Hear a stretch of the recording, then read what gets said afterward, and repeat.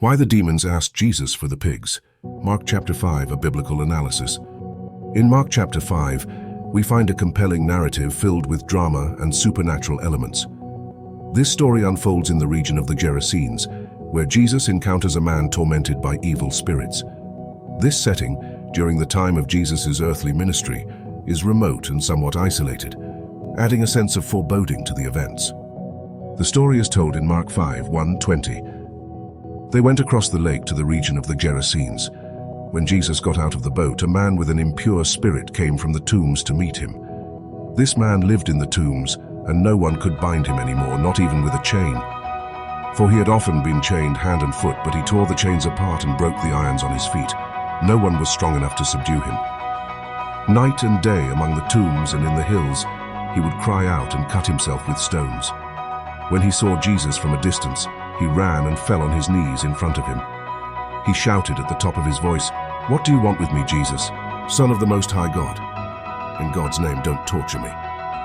For Jesus had said to him, "Come out of this man, you impure spirit."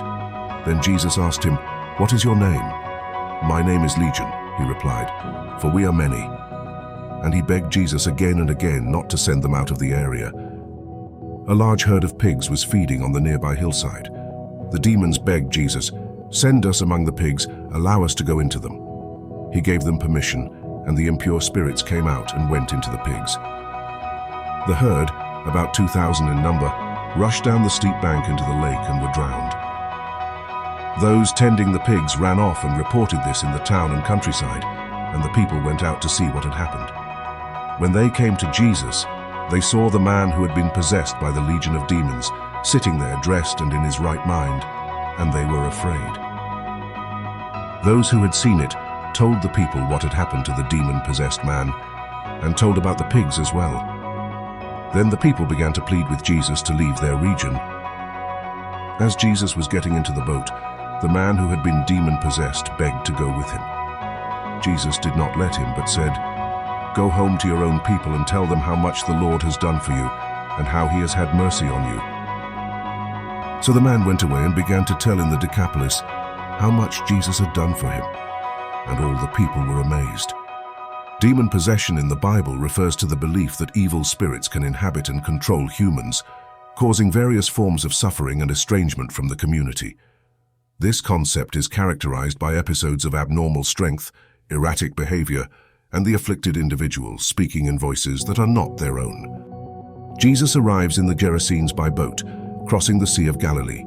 His arrival is purposeful, as he is immediately confronted by the demon-possessed man. This encounter showcases Jesus' power even before he speaks a word. The condition of the demon-possessed man is severe. He is described as living among the tombs, a place of the dead, which highlights his total social isolation. His strength is supernatural, allowing him to break chains and shackles, and he is often heard crying out and cutting himself with stones, indicating intense inner turmoil. The man possessed by demons in the region of the Gerasenes was in a dire state. He lived among the tombs, far from society, and no chains could bind him. Night and day, he would cry out and harm himself with stones, a clear sign of his deep torment and isolation.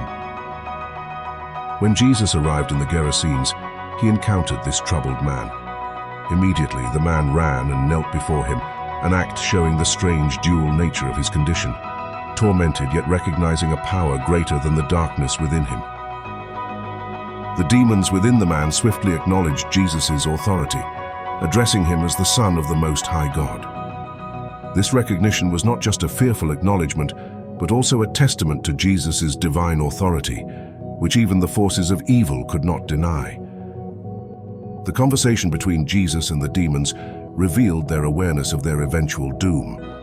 Jesus commanded the unclean spirits to come out of the man, leading to a plea from the demons. They begged not to be sent out of the area, a request that underscores their desire to continue existing locally. Interestingly, the demons requested permission to enter a herd of pigs nearby. This unusual plea highlights the desperate nature of the demons, seeking any host to sustain their presence in the physical realm. Jesus' decision to grant this request would lead to dramatic and transformative events for both the man and the local community. The demons within the man pleaded with Jesus not to send them away from the area, revealing their desire to remain within a familiar territory. This request suggests that demons might possess a geographical attachment or a dependency on certain locales for reasons not entirely clear in the narrative. When the demons requested permission to enter a herd of pigs nearby, it underscored their urgent need to find a host.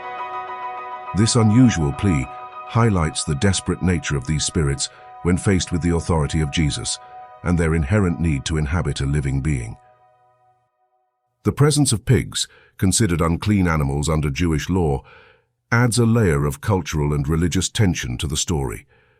Pigs were taboo to Jews, symbolizing impurity and defilement, which contrasts sharply with the spiritual purity that Jesus represented. Jesus consented to the demons' request, allowing them to enter the pigs. This act not only demonstrates Jesus' supreme authority over evil spirits, but also his unexpected decisions that often confounded onlookers. His response shows a profound control over spiritual realms, aligning with his larger mission. The immediate aftermath saw the pigs, now possessed by the demons, rush headlong into a lake and drown. This dramatic event served as a physical manifestation of the spiritual cleansing that Jesus had performed. It also had significant economic implications for the local community, who depended on these animals for livelihood. The reaction of the pigs was immediate and drastic. Upon being possessed by the demons, they rushed headlong down the steep bank into the sea and drowned. This dramatic incident underscores the destructive nature of the demons and the physical manifestation of their expulsion from the human host. The local community faced a serious economic setback due to the loss of the pigs, a valuable asset. The sudden destruction of livestock could have significantly impacted the livelihoods of the people in the region, highlighting the tangible consequences of the supernatural encounter. Upon witnessing the exorcism and the loss of their livestock, the local people were filled with fear and awe. They reacted by pleading with Jesus to leave their region, a response that illustrates the tension between miraculous acts and their disruptive impact on everyday life. The transformation of the demon-possessed man was profound. Once tormented and isolated, he was found sitting calmly, clothed, and in his right mind. This change highlights the restorative power of Jesus' intervention, offering a stark contrast to his previous condition. After the exorcism, Jesus instructed the healed man to return to his home and share his story. This directive not only restored the man to his community, but also turned him into a witness of the divine power that had changed his life, emphasizing the personal and communal impact of the miracle. The broader theological implications of Jesus' power over demons underscore a profound narrative of spiritual authority and divine intervention. This event not only illustrates Jesus' supremacy over evil, but also reinforces his role as a liberator, whose very presence restores order and sanctity, challenging the powers of darkness with undeniable sovereignty. Insights into why Jesus permitted the demons' specific request to enter the pigs reveal a layer of strategic divine action. By allowing this, Jesus not only eradicates the evil spirits, but also uses the scenario to demonstrate visibly the destructive nature of demons, thus providing a stark, tangible lesson on spiritual warfare and redemption. The symbolism of Jesus cleansing impurity by sending it into an impure animal, such as pigs, which were considered unclean by Jewish law, emphasizes a significant motif of purification. This act symbolizes the removal of evil from humans and its containment in a vessel deemed appropriate for impurity, highlighting themes of restoration and sanctity. The theme of liberation in this story is central, showcasing Jesus' mission to free individuals from the bonds of demonic possession. This liberation is not just physical, but profoundly spiritual, offering new life and hope to those long oppressed by unseen forces. It symbolizes the ultimate victory of good over evil, light over darkness. The community's reaction, characterized by fear, starkly contrasts with the individual restoration experienced by the demon-possessed man. This juxtaposition serves to highlight the often complex and fearful response of society to the miraculous and the unknown, even as it witnesses a profound transformation and healing within its midst. The story of Jesus healing the demon-possessed man is a pivotal moment in Jesus' ministry, highlighting his compassion and power over evil. This miracle, among others, showcases Jesus' authority and divine nature, which are central themes throughout the Gospels. His actions confirm his role as a healer and a spiritual leader, resonating deeply with his followers and providing a foundation for their faith. In Mark's Gospel, this miracle is significant not only for its dramatic nature, but also for its demonstration of Jesus' ability to restore individuals to wholeness. It serves as a powerful testament to the early Christian community about Jesus' sovereignty over both the physical and spiritual realms. This story helped to solidify the faith of early believers, affirming that Jesus was the promised Messiah. The authority of Jesus, as depicted through his command over demons, reassures believers of his divine power and control over all creation. This aspect of Jesus' character is crucial for understanding his sacrificial death and resurrection, portraying him as the ultimate victor over sin and death, themes that are core to Christian theology. Early Christians found this story particularly important as it underscored the reality of spiritual warfare and the presence of evil in the world.